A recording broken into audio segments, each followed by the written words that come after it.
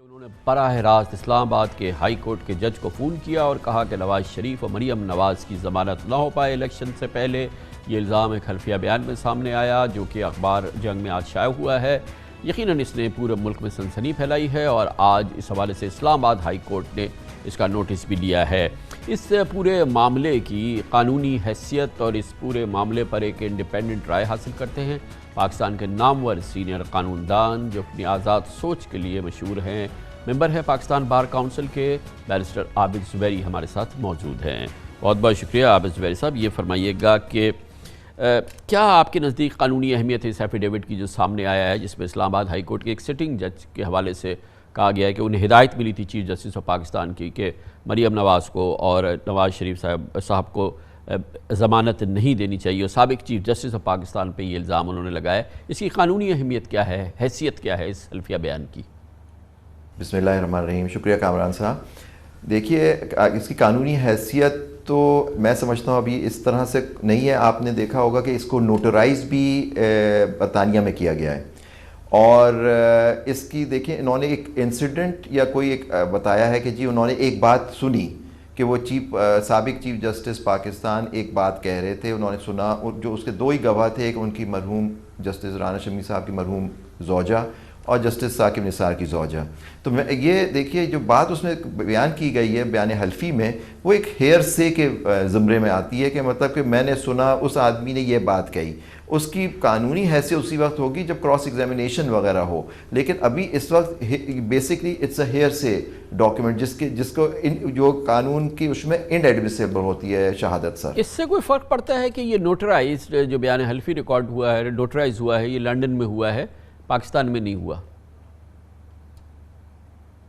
دیکھیے فرق تو اس طرح سے آپ نوٹرائز، مجھے نہیں معلوم کہ یہ وہاں موجود تھے سابق چیف جسٹس گلگت بلتستان برطانیہ میں جب اس کے سامنے انہوں نے نوٹرائز کرایا۔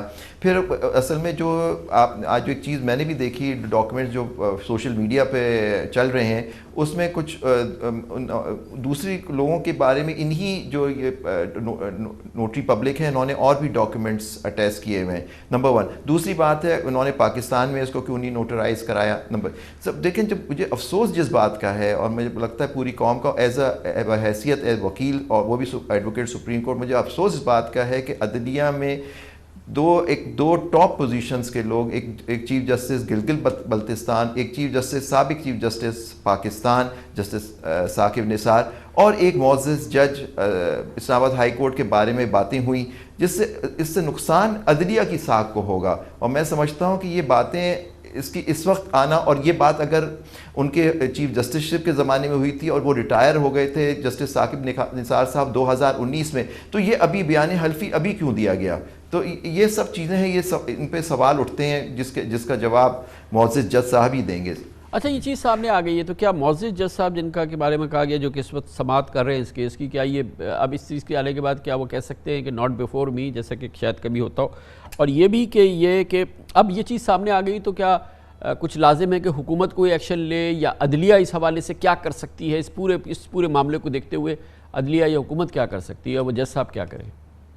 دیکھیے آپ کاروان صاحب، ہماری عدلیہ ویسے ہی میں اس کا ایک حصہ ہوں، مطلب وکالت کے پیشے سے میں منسلک ہوں، ایک ویسے ہی اس کے بارے میں لوگوں کے خیالات، مطلب ان کے بہت سارے سوالات ہیں عدلیہ کے بارے میں، اور بڑا افسوس کی بات ہے کہ ججز اتنی محنت سے، میجورٹی اور سارے ججز جو اتنی محنت سے کام کرتے ہیں۔ دیکھیں دو چیزیں میرے سمجھتا ہوں میں جس میں ہو سکتی ہیں۔ اب اسلام آباد کے معزز جج صاحب یا تو، اب مجھے نہیں دیکھیں سابق چیف جسٹس ہیں گلگت بلتستان، لیکن اگر اس طرح کی بات کی جائے، کنٹیمپٹ کی بات بھی سوچی جا سکتی ہے، مطلب کہ اس میں یہ بھی دیکھنا ہوگا کہ یہ کنٹیمپٹ کے زمرے میں آتا ہے یا نہیں۔ اب وہ یہ ان جج صاحب کا اپنا خود فیصلہ ہوگا کہ وہ اس کیس کو سننا چاہتے ہیں یا نہیں۔ اس طرح کی چیزیں عموماً عدالتوں میں دیکھی جاتی ہیں کہ کسی جج کے سامنے سے کیس اگر ہٹانا ہو تو اس طرح سے اسکینڈلائز کیا جاتا ہے کورٹ کو، لیکن میں سمجھتا ہوں جوڈیشری کو ان چیزوں سے اوپر بالاتر ہونا چاہیے. آپ یہ ججز جو بیٹھے ہیں یہ انصاف کے لیے بیٹھے ہوئے ہیں, اور باعث کا کانسیپٹ جو ہوگا اس پہ بھی آرگومنٹس ہونے چاہیے کہ کیا ایک بیان حلفی کی وجہ سے وہ جج صاحب جو کیس سنے کیا ان کو وہ سننا چاہیے یا نہیں, یہ بھی انہی جج صاحب کو ہی فیصلہ کرنا ہوگا سر. مگر واقعہ جو بھی اس بیان حلفی میں اگر یہ صحیح ہے تو یہ ششدر کر دینے والا واقعہ ہے کہ چیف جسٹس بیٹھے ہوئے ہیں, کسی سوشل چائے پہ اور گپ شپ ہو رہی ہے, وہاں سے فون اٹھا کے وہ ایک ہائی کورٹ کے جج کو کہیں کہ ضمانت نہیں دینا سابق پرائم منسٹر کو اور ان کی صاحبزادی کو, اور یہ اس طرح کی گفتگو ہو رہی ہو. انبلیویبل سے سینیریو ہے ویسے تو, اگر ایسا ہوا ہے تو. بالکل سر, میں نہیں سمجھتا. دیکھیے جسٹس ثاقب نثار لوگوں کو ان سے بہت سے شکایتیں ہوں گی, لیکن وہ ایک پاکستان کے چیف جسٹس تھے اور بہت ہی قابل ہمارے چیف جسٹس تھے, اور ان کی بڑی عزت ہے.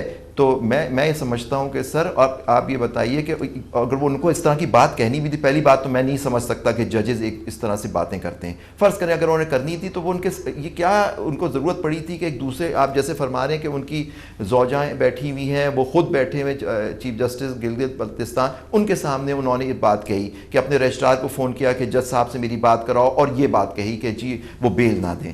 سر یہ بات میری عقل سے بالاتر ہے سر. ویسے اب لازم تو جسٹس رانا شمیم پر ہے نا کہ وہ ثابت کریں, کیونکہ اتنا سنگین الزام ہے جو کہ چیف جسٹس آف پاکستان ثابت پہ لگا ہے. پھر ایک ابھی معزز جج سٹنگ جج ہیں اسلام آباد ہائی کورٹ کے, ان کو اس میں انوالو کیا گیا ہے. تمام اونس جو ہے وہ جسٹس رانا شمیم پر ہی ہے نا کہ وہ اس بات کو ثابت کریں. دیکھیے میں تو سمجھتا ہوں, اگر آپ, مجھے نہیں پتا تھا کہ معزز چیف جسٹس اسلام آباد ہائی کورٹ نے سخت نوٹس کیا, بالکل صحیح نوٹس لیا ہے سر. یہ جوڈیشری پہ یہ ایک حملہ ہے, میں سمجھتا ہوں ہماری جوڈیشری پہ, اس کی انڈیپینڈنس پہ, آزادی, ایکسیس ٹو جسٹس پہ ایک اس طرح سے بات کی گئی ہے. تو اس کو بہت سیریسلی لے کے اس پہ کارروائی ہونی چاہیے. اگر بات میں صداقت ہے تو جسٹس رانا شمیم کو اس کو ثابت کرنا ہوگا. اگر نہیں ہے تو پھر عدالت اپنا اختیار استعمال کرے کہ اس کی اصلیت کیا ہے اور اس کے پیچھے کیا محرکات ہیں. فورم اسلام آباد ہائی کورٹ ہی ہے نا, کیونکہ اس وقت وہیں پہ یہ کیس زیر سماعت ہے. اس کی جج کے حوالے سے یہ بات سامنے آئی ہے اور اسلام آباد ہائی کورٹ ہی نے اس کا نوٹس لیا ہے, تو فورم یہی ہے اس کا. میں سمجھتا ہوں, دیکھیے جی بالکل جی, بیکاز اگر آپ جیسے آپ فرما رہے تھے یہ کیس ان جج صاحب کے سامنے زیر سماعت ہے, تو ان کے پاس اختیار ہے کہ وہ لے لیں, اور چیف جسٹس اسلام آباد بھی اس کے لیے بینچ کانسٹیٹیوٹ کر سکتے ہیں. وہ ان کے اوپر ذمہ داری ہے کہ اب اس کو دیکھیں, کیونکہ دیکھیں اب ایک بات پبلک فورم پہ آ گئی, سوشل میڈیا پہ چل گئی, ٹی وی پہ چل رہی ہے, مستقل چل رہی ہے. تو اس بات کو ثابت کرنا بہت ضروری ہے, کیونکہ عدلیہ کے ساکھ کے لیے اب یہ بہت امپورٹنٹ ہے کہ پھر لوگ پھر عدالت پہ, جو ہم لوگ سب لوگ ہمارے پاس آتے ہیں کہ ہمیں انصاف جو ملتا ہے وہ عدالت سے ہی ملتا ہے سر. اب وہاں بھی اس طرح کی اگر باتوں لوگوں کے دل میں شک آ جائے کہ جی ہمیں عدالت میں انصاف نہیں ملے گا, تو ہمارا سسٹم کولیپس کر جائے گا سر. یہ اب سسٹم پہ ڈائریکٹ حملہ ہے, میں سمجھتا ہوں, جس کو ان کو کچھ اس کے خلاف ایکشن ہونا چاہیے سر. اگر بات سچ ہے تو اس پہ بھی ہونا چاہیے, اگر بات غلط ہے تو اس پہ بھی ہونا چاہیے. تو کیا جسٹس رانا شمیم کو جس وقت یہ واقعہ ہوا, جس وقت انہوں نے یہ دیکھا کہ چیف جسٹس جو ہے وہ خود بھی چیف جسٹس ہیں گلگت بلتستان کے, وہ ایک ہائی کورٹ کے جج کو کہہ رہے ہیں کہ ضمانت نہیں دینا اور الیکشن تک ضمانت نہیں دینا, یہ ساری چیزیں, تو کیا as a sitting chief justice Rana Shamim پہ یہ ذمہ داری عائد تھی کہ وہ اس کو رپورٹ کریں, یا اس حوالے سے جو قانونی کارروائی ہے کہ جب چیف جسٹس اتنا بڑا قانون توڑنے کا مرتکب ہو رہا ہے اس ملک کا, تو ان پر بھی کوئی جسٹس رانا شمیم پہ ذمہ داری تھی کہ وہ کوئی ایکشن لیتے؟ اگر ایک معزز جج وہ بھی چیف جسٹس سر, تو ان کو اس کے خلاف ان کو ایک سپریم جوڈیشل کاؤنسل میں وہ کمپلینٹ کر سکتے تھے سر. اس وقت تو جسٹس ثاقب نثار آنریبل چیف جسٹس پاکستان تھے. اگر آپ کو کسی کو شکایت ہوتی ہے تو آپ کا فورم آپ کے آئین میں موجود ہے, آرٹیکل 209 میں, اس میں ایک ریفرنس بھیجا جا سکتا تھا کہ جی میں نے یہ بات سنی, ان کے خلاف معزز جج اسلام آباد کے خلاف بھیجا جا سکتا تھا. اس وقت یہ کیا نہیں گیا. اب بیان حلفی آ گیا, جب وہ چیف جسٹس صاحب ریٹائر ہو چکے ہیں, خود آپ جسٹس رانا شمیم بھی ریٹائر ہو چکے ہیں, اب یہ بات ہوئی ہے. تو یہ 209 کا فورم موجود تھا سر, سپریم جوڈیشل کاؤنسل کا سر. بہت بہت شکریہ جناب عابد.